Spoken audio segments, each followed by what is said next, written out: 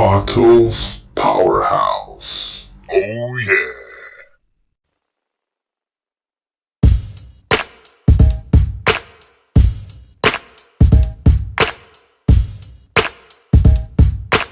Oh yeah.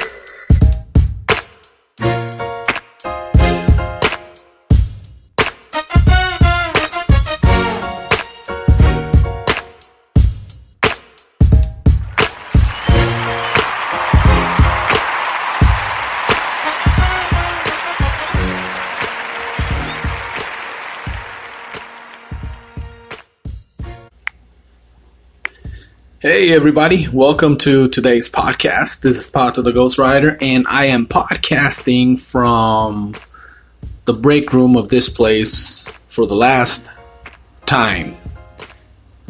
The last time in this place, after tonight, I guess I will have to schedule this show for some other time. So, welcome and thank you for tuning in. I know you have options, so I'm always very grateful that you take the time to, check in on me, see how I'm doing. I appreciate that, and I hope you are doing great. You right there that's listening right there, I hope you're having an awesome weekend, because it is Saturday morning. Although you could be listening to this on a Sunday or a Monday or a Tuesday or a Wednesday, Thursday, Friday. I don't know when you're listening to this, but whenever it is you're listening to it, I hope you are having a very awesome day. Well, moving on to other things. Well, as I said, this is the last day I work at this place. Last week when I did the show, I made the announcement, and it's very hard to leave this place.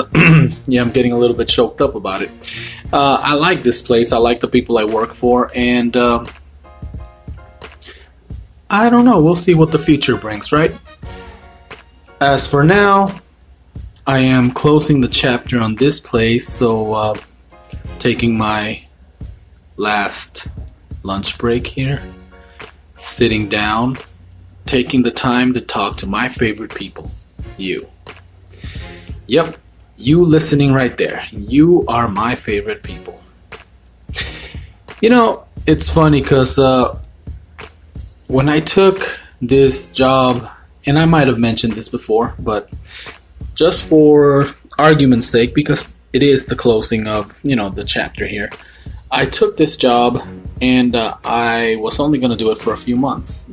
6-7 months at the most. And then, go back to just, I don't know, going back to just one job or 1.5 instead of 2.5.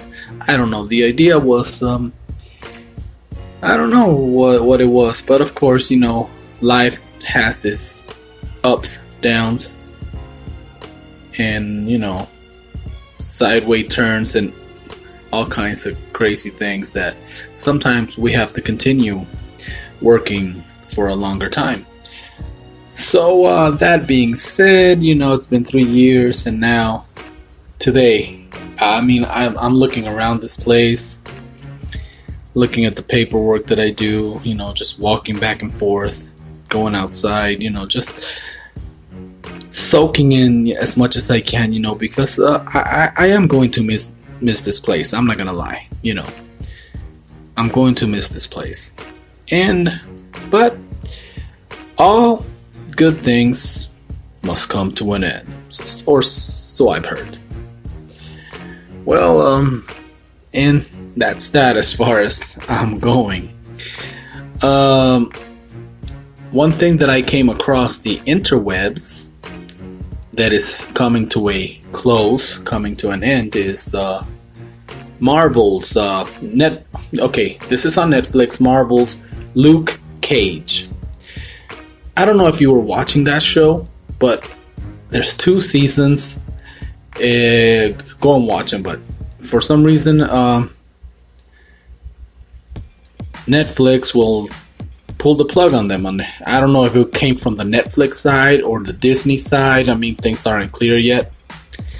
But apparently, it's not just Luke Cage. Apparently, Iron Fist will not be returning for a season 3. Now, some people weren't too thrilled with Iron Fist. I gotta admit, though, the second season was very awesome. The first season was like, okay, I watched it. The second season was pretty awesome, and I was kind of hoping for a third. But apparently, Netflix, Marvel, they pulled the plug on that.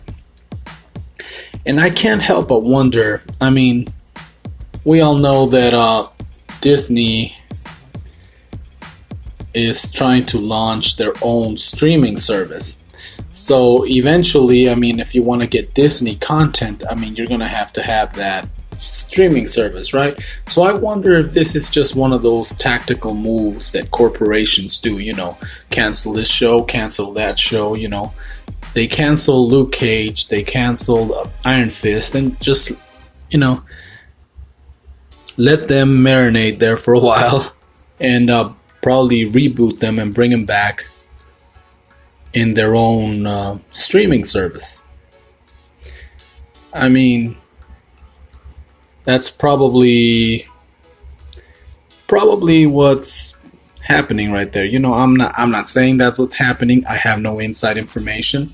It's just me, sitting here looking at everything, an armchair quarterbacking, if you want to say that, or speculating that with Disney, wanting to have their own streaming service, it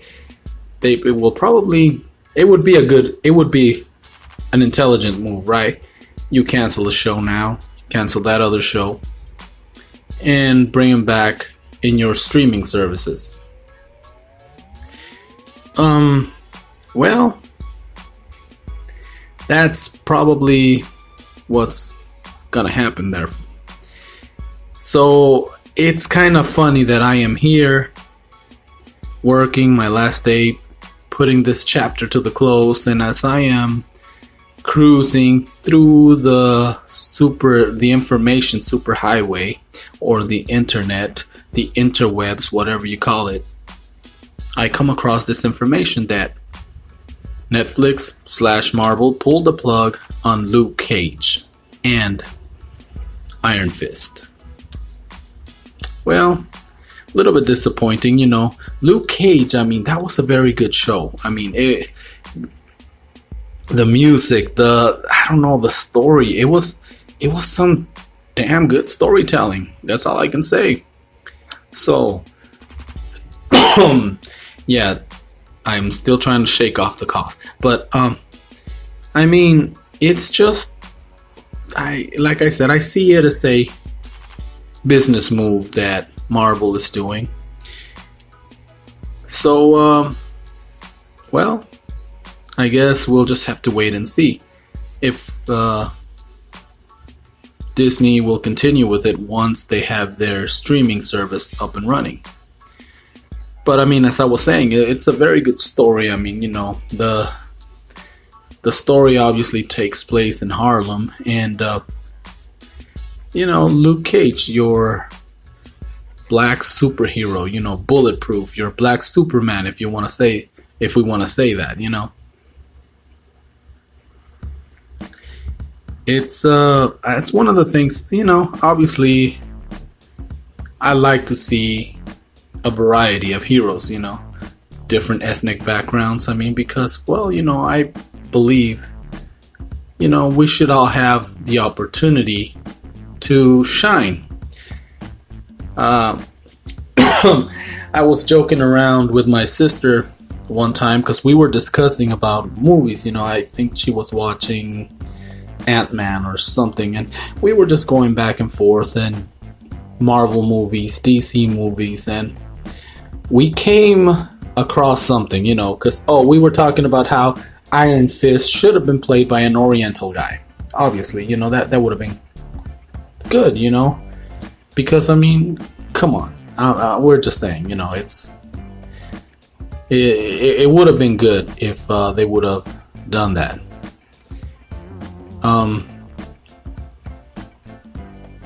Okay, hold on. Don't get old. You start losing your train of thought. Now, where was I going with this? Well, oh yeah. And I mean, so I was happy to see, okay, Luke Cage, obviously. They follow through, Harlem, he's a black man that's bulletproof and very strong. So that was cool, But then we get to the point where, like, we're saying, but as Hispanics, we don't have good representation, in the superhero business. And I was like, and we were just saying it. It started as a joke, but then I stopped to think. Let's look at what the most recent Hispanic superhero that I could say they used a Hispanic character. Agents of S.H.I.E.L.D. Season 4. The Ghost Rider. Of course, one of my favorite characters for obvious reasons. Robbie Reyes, the Ghost Rider. And now, if you follow the Ghost Rider stories, you know where the Ghost Rider gets his powers from, right? You don't? Oh, good. Let me tell you. Well, obviously, somebody made a deal with the devil and got superpowers and basically becomes the Ghost Rider or a collector, soul collector for the devil. You saw the Johnny Blaze story. That's the one of the Ghost Riders, because there's even a lady Ghost Rider. But talking about, I was telling my sister, well, usually when they tell their stories, obviously Superman, why? Comes from another planet. When he comes here, the atmosphere here, our sun, gives him superpowers, Okay, no big deal. Luke Cage, well, lab experiment. People experimented on him. Wolverine, white guy, lab experiment. Robbie Reyes, the Ghost Rider, where he gets his powers? The devil. Just saying.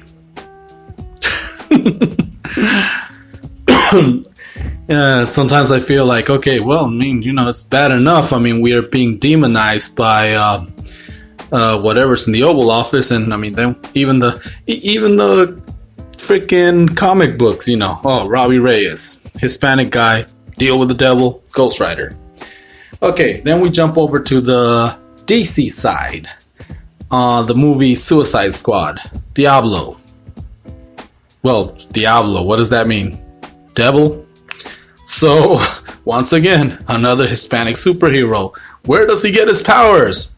The devil.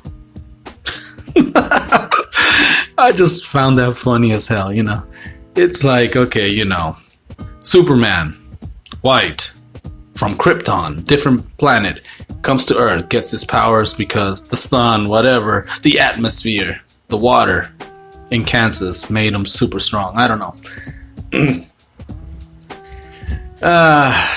It's crazy. So obviously, like I said, it's taken a long time for movies, for Hollywood, for everything that's going on in this political landscape. And I'm not going political right now, let's just be clear.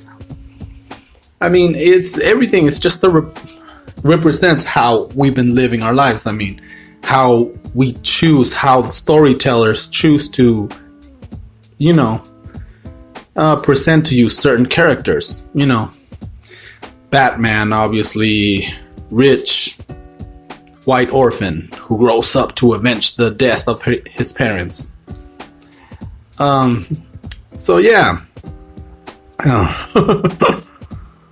I'm just saying that I would like to see, a superhero.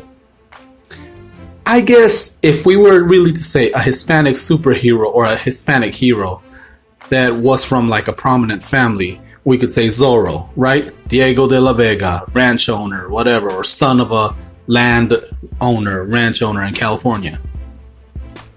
And he pretty much, obviously the Batman story is kind of based on Zorro. If I remember the old movies where we had white dudes like Tyrone Powers play Zorro. Although that was my dad's favorite Zorro for some reason. He didn't really buy into the Antonio Banderas Zorro, which I really liked for some reason. It took me a while to like it, but once I got into it and when I was like, yeah, you know what, I can dig this. But you know how it is. But yeah, okay, so that's probably the one prominent Hispanic guy that